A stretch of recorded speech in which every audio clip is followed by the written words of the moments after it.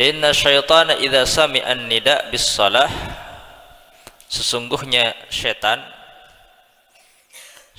yang dimaksud di sini adalah asy-syaitanul akbar, setan besar atau kepalanya setan, pembesarnya setan, yaitu iblis. Sesungguhnya setan idza sami'an nida' bis-shalah, ketika dikumandangkan azan untuk salat. Jadi an-nida' bis-shalah, azan yang khusus untuk apa? Salat, bukan azan biasa, bukan azan tidak untuk salat, tapi an-nida' bis-shalah, azan yang khusus dikumandangkan untuk salat. Ahala lahu duratun, maka setan itu berusaha untuk tidak mendengarkan suara azan. Bagaimana caranya? Caranya adalah dia menjauh, dia lari, lahu duratun, lalu kemudian dia mengeluarkan angin dari tubuhnya beserta dengan suara yang keras. Supaya apa? Supaya setan tidak mendengar suara azan. Jadi untuk menyaingi suara azan, setan ngentut dengan suara yang keras sambil lari. Hatta la yasma'a sautahu. Untuk apa dia ngentut dengan suara yang keras? Hatta la yasma'a sautahu, supaya dia nggak dengar. Dia nggak mau dengar kalau ada suara azan, dia nggak mau dengar. Makanya orang kalau azan lalu kemudian dia menyibukkan dengan sesuatu, seakan-akan dia tidak menghiraukan suara azan, ya, sama halnya dengan setan. Setan itu nggak suka dengan suara azan dan iqamah. Kalau ada suara azan, dia berusaha untuk tidak mendengarkan suara azan. Dia lari, lalu kemudian dia ngentut dengan suara yang keras supaya nggak dengar suara azan. Makanya orang yang nggak menjawab azan, atau ada azan tapi tidak seksama mendengarkan suara azan, maka itu sama halnya dengan setan. Fa idza sakata raja'ah, kalau sudah selesai muadzin mengumandangkan suara azan, kalau sudah selesai raja', maka dia kembali lagi fawaswasah. Untuk apa? Kembali untuk menggoda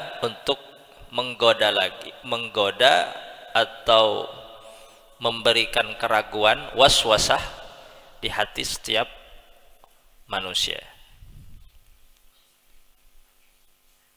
Fa idza sami'al iqamah, itu azan. Ketika setan mendengar iqamah, suara iqamah, zahab, maka dia lari lagi, cuman di sini nggak disebutkan lahu duratun, kentut besarnya nggak disebutkan ketika suara iqamah, ketika iqamah dikumandangkan.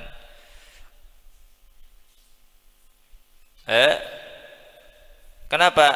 Karena sudah menganggap cukup dengan lahu duratun ketika azan dikumandangkan. Jadi bukan berarti karena nggak disebutkan zahabah, nggak ada lahu duratun, kalau suara iqamah setan cuman lari nggak ngentutnya hanya ketika mendengar suara azan. Jadi setan itu ketika mendengar suara azan atau iqamah, dia berusaha untuk tidak mendengarkannya dengan cara dia lari sejauh-jauhnya, lalu kemudian dia mengeluarkan angin dari duburnya dengan suara yang keras, baik untuk suara azan ataupun iqamah. Tapi yang disebutkan ngentutnya adalah ketika sami'an nida bis shalah, ketika suara azan dikumandangkan. Adapun untuk iqamah zahabah, redaksinya hanya cukup zahabah karena sudah dianggap cukup dengan lahu duratun ketika azan dikumandangkan. Aslinya sama-sama ngentut, ya, baik mendengar azan ataupun iqamah. Jadi azan dan iqamah ini suara yang tidak disukai oleh setan. Setiap kali mendengar azan dan iqamah, setan berusaha untuk menjauh. Dan bagaimana caranya untuk tidak mendengar suara azan dan iqamah? Dengan cara ngentut dengan suara yang keras. Ketika selesai, raja dia kembali lagi untuk menggoda manusia. Fa idza sakata raja fawaswas.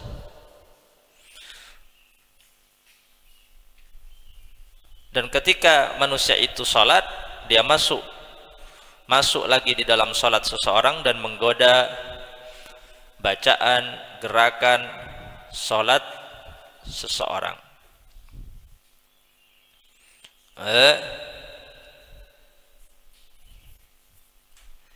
Ini azan itu enggak ada tujuan untuk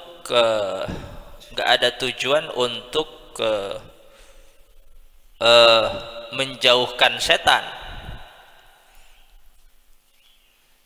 Jadi hanya muadzin tidak punya tujuan ketika azan, ketika memandangkan azan dan iqamah. Tujuannya, niatnya adalah apa? Niatnya hanya untuk memberitahu tentang masuknya waktu sholat, bukan untuk membuat setan lari, bukan, atau membuat setan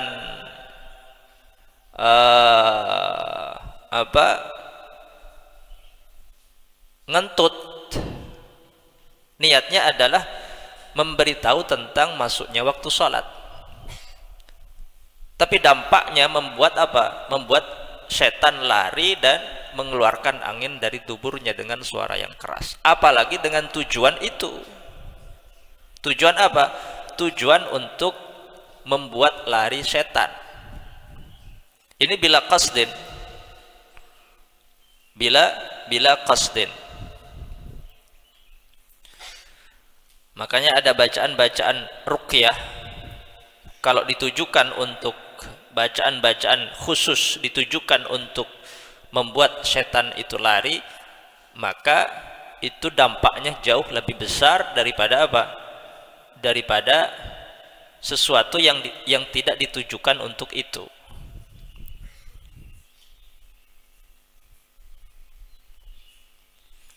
Jadi ini azan apa? Azan bis shalah. Azan bis shalah. Adapun azan yang tidak dikhususkan untuk salat, maka setan enggak lari. Misal belum waktunya salat, azan. Atau azannya ketika ada orang meninggal dunia, atau azan untuk melepas musafir ketika perjalanan jauh. Itu azan yang dikumandangkan bukan bis shalah, bukan untuk salat. Maka setan enggak lari. Jadi an-nida bis shalah, azan yang khusus apa? Khusus bis shalah, khusus untuk masuknya waktu salat.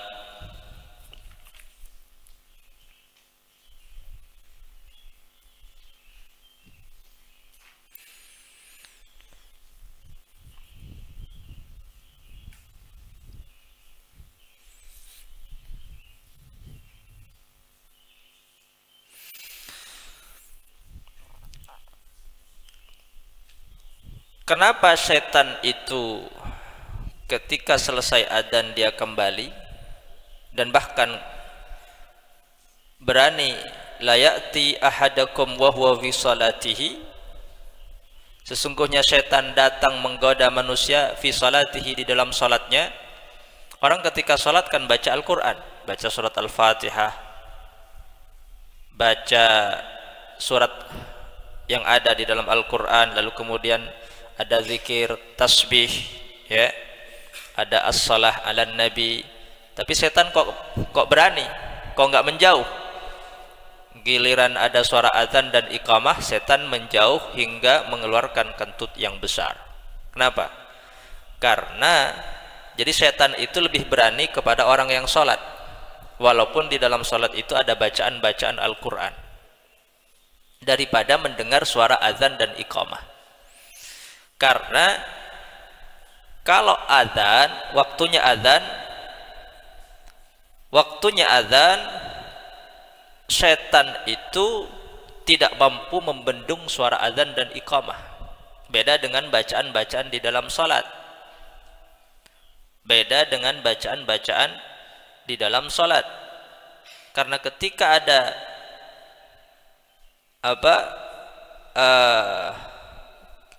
ketika waktu salat itu masuk, maka seluruh muadzin itu dalam waktu yang sama mereka mengumandangkan suara azan dalam waktu yang sama, sehingga setan tidak mampu untuk membendung suara azan dan iqamah. Dia lari, nggak berani untuk menggoda manusia. Beda dengan salat. Salat itu walaupun ada bacaan-bacaan Al-Quran, bacaan itu dibaca dengan sir, tidak keras. Sir, beda dengan azan. Kalau azan keras. Sehingga apa? Sehingga itulah yang membuat setan tidak berani mendekat dan bahkan berusaha untuk apa? Menutup telinganya supaya tidak mendengar suara azan dan iqamah. Adapun bacaan-bacaan di dalam salat, ia baca dengan sir, sehingga setan berani. Apalagi kalau yang salat tidak khusyuk, tidak khudur, tambah berani setan.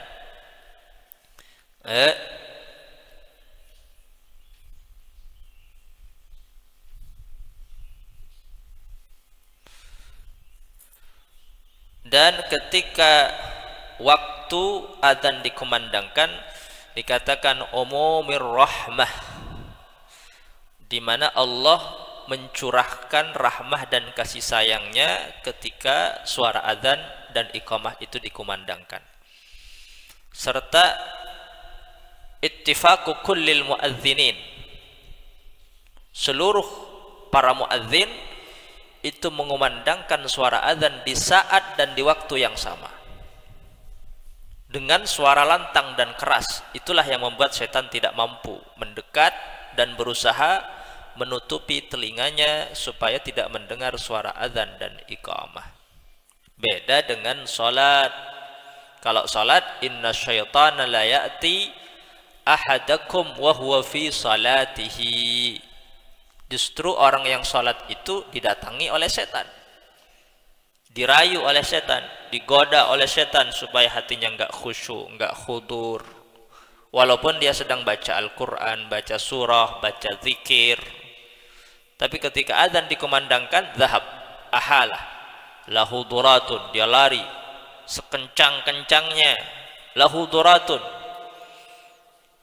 dia keluarkan angin dari tuburnya dengan keras. Agar apa? Agar la yasma'u sautah, agar enggak mendengar suara azan dan iqamah. Sehingga dikatakan kelak di hari kiamat, kalau azan dikumandangkan setan lari dan berusaha untuk tidak mendengar suara azan dan iqamah, kelak di hari kiamat ketika ditanya, "Hai setan, apakah kamu dengar suara azan dan iqamah?" "Saya enggak dengar." Jadi setan itu ketika ditanya kelak di hari kiamat, mereka bersaksi, saya tidak pernah mendengar suara azan dan iqamah. Karena memang setan berusaha untuk tidak mendengarnya. Makanya biar nggak sama dengan setan, kalau ada suara azan dan iqamah, dengarkan, jawab, sambut suara azan dan iqamah dengan apa? Dengan hati yang khusyuk, dengan hati yang khudur. Wallahu a'lam.